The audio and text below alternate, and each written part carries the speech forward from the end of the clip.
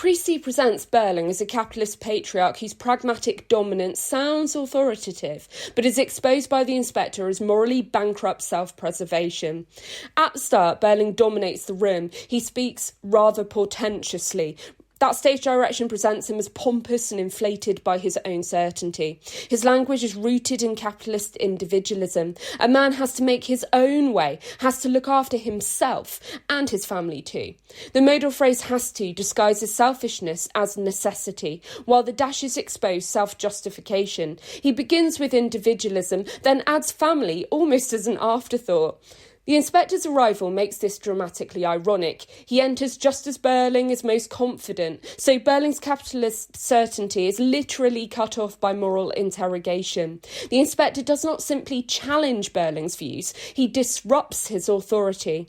Birling's attitude to workers reveals the same ideology. He claims employees will soon be asking for the earth, presenting working-class demands as excessive.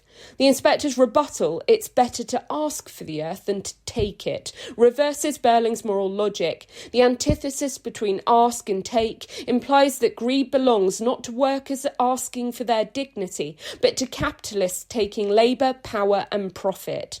Under pressure, Birling's speech becomes unstable. When he insists, still, I can't accept any responsibility, the emphatic negation sounds less like innocence than refusal.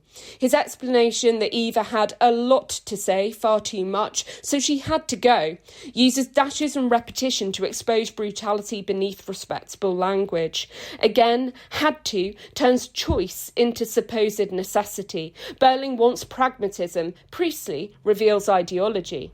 Priestley also uses golf as a metonymy for Birling's social world. Birling mentions playing golf with the chief constable, using leisure as a proof of influence. Golf is individualistic, competitive and socially exclusive, symbolising status, networking and self-advancement. Even after Eva's death, Birling thinks in terms of reputation, scandal and powerful contacts.